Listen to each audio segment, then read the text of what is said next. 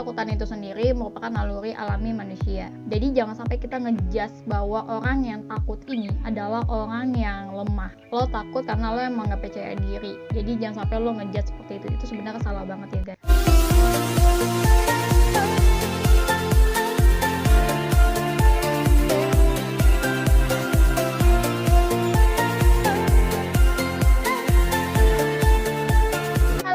Welcome back to my YouTube Tata channel, Tata Sharing.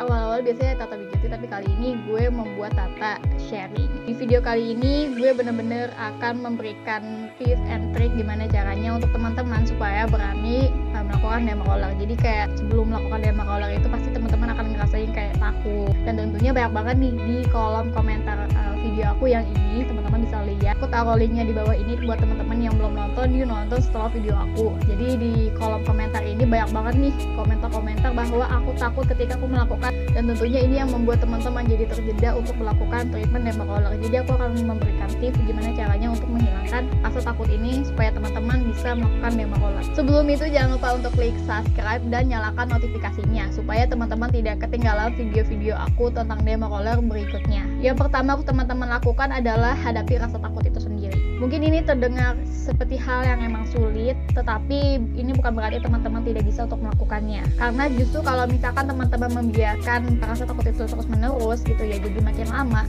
justru yang ada bahan-bahan seperti serum dan alat-alatnya ya justru bisa jadi kadaluarsa. Kalau alat-alatnya kemungkinan besar bisa jadi karatan atau tumpul yang tentunya sudah tidak bisa dipakai lagi, dan ini penyebabnya adalah ya teman-teman memiliki rasa takut itu sendiri. Maka dari itu cara yang paling efektif untuk menghilangkan rasa takut adalah dengan cara teman-teman harus menghadapinya. Jadi aku ingin cerita bahwa pada saat aku derma roller itu sebenarnya tahun 2019.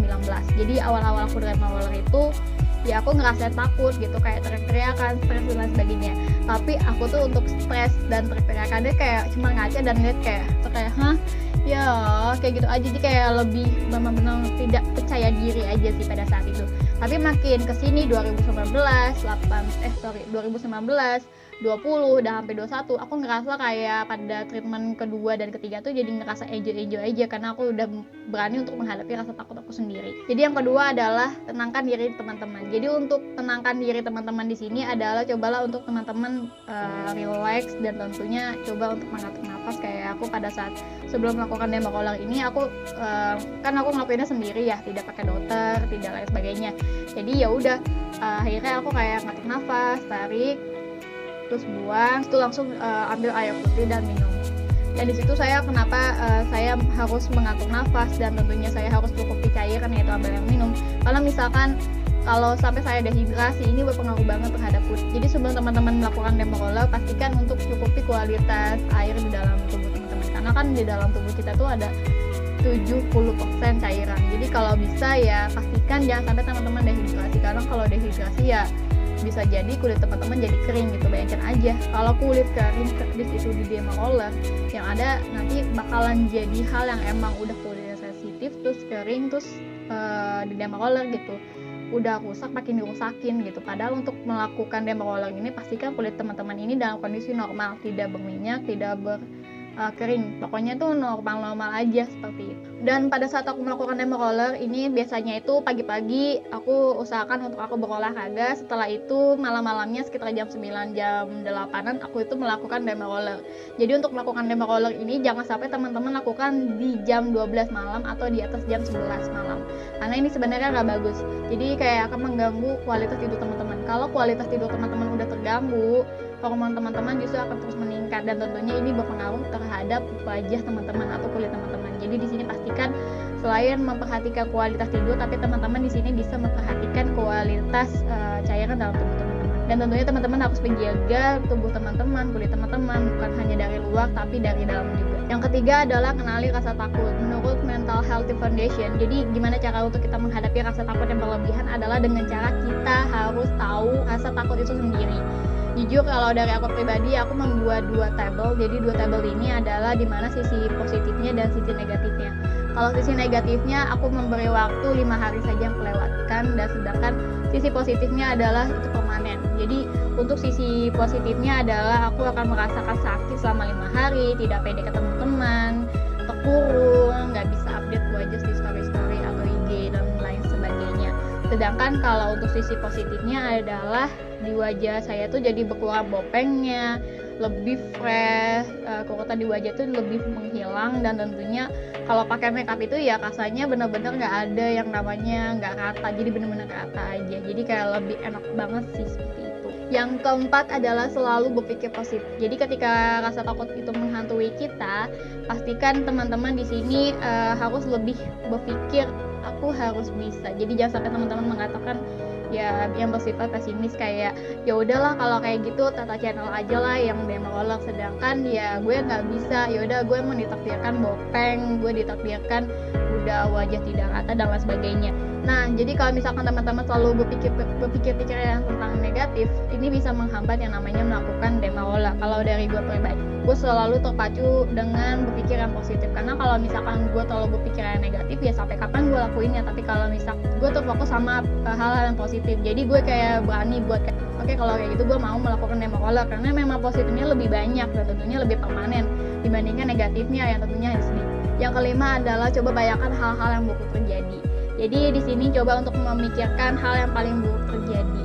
Sebagai contoh ya, contohnya itu adalah ketika teman-teman tahun depan akan ada wisuda, di situ teman-teman udah mesen baju yang tentunya udah mahal, terus riasnya juga mahal, tetapi pada saat diaplikasikan ke wajah teman-teman, kepada diri teman-teman, oke, bajunya matching gitu, tapi kalau wajahnya yang padahal udah makeup mahal aja gitu, tapi sayangnya tuh masih kelihatan bopengnya, itu tuh kayak ngerasa hal yang emang udah teman-teman kayak aduh seharusnya aku ngelakuin dermatolog nih tahun yang lalu, seperti itu. Coba bayangkan teman-teman seperti itu, atau mungkin jangan di wisuda deh, coba bayangkan pada saat pernikahan, pada saat lagi foto pre-wedding gitu, teman-teman justru yang terlihat banget di situ adalah foto-foto bopengnya dibandingkan kecantikan aura teman-teman dan lain sebagainya gitu. Gimana sih caranya supaya pada saat pre-wedding atau pada saat foto wisuda itu tidak terlihat bopeng-bopeng kita, padahal kita kan udah sewa makeup mahal gitu ya, tetap masih kelihatan. Kalau kita paksain aja ya yang ada nanti pori-pori kita tertutup dan tentunya kita jadi kayak merusak kembali nih kulit kita, padahal buat satu hari aja tapi rusaknya bisa permanen gitu kan. Ini juga salah satu yang masalah juga. Dan coba teman-teman mikirkan, kalau gue nggak kayak gitu, kalau gue nggak dermatolog hari ini, gimana nih nanti pada saat foto wisuda, bagus nggak ya gue, seperti itu. Cobalah untuk teman-teman memikir kembali bahwa hal ini tuh memang harus dilaksanakan, bukan ditunda-tunda terus. Yang keenam adalah terima kenyataan. Jadi di sini gue ingin mengatakan bahwa kalau kita menerima kenyataan itu justru jauh membuat kita lebih tenang, lebih rileks, lebih santai. Karena kalau misalkan kita terus-terusan gelisah, terus-terusan ngerasa ya gue kayak butuh kumpulin tenaga dulu deh, gue butuh kumpulin niat dulu deh, dan itu sampai kapan gitu kalau lo harus berpikir seperti itu. Coba deh lo terima kenyataan bahwa is okay, gue memang ada bopeng gue tuh emang banyak di wajah gitu. Bopeng gue ini ya bekas dari peradangan, bekas dari jerawat dan lain sebagainya, tapi gue nggak mau bopeng ini tuh membekas selamanya. Gue harus terima kenyataan bahwa memang diri gue ini cantik, tapi di sini gue akan mencoba untuk menghilangkan bopeng gue dengan cara berdermatolog. Dengan cara seperti itu, lo meyakinkan diri lo pasti bisa, dan lo yakin pasti bisa, dan di situ lo akan pasti melakukan yang namanya dermatolog. Jadi lo ngerasa kayak lo memiliki rasa percaya diri terhadap diri lo. Oke, segitu aja tips dari aku buat teman-teman di sini. Jangan lupa untuk dukung YouTube channel aku dengan cara klik like dan komen dan subscribe. Yuk, jangan lupa dinyalakan notifikasinya supaya teman-teman tidak ketinggalan di video-video aku yang berikutnya seputar dermatolog. So, buat teman-teman yang ingin request, yuk langsung aja follow Instagram aku di sini. Dan jangan lupa untuk yang mau request lagi yang lebih banyak lagi seputar dermatolog, yuk langsung aja klik di kolom komentar. Insya Allah bakal gue buat video buat kalian semua. So, buat kalian semangat dermatolognya. Oke, dah.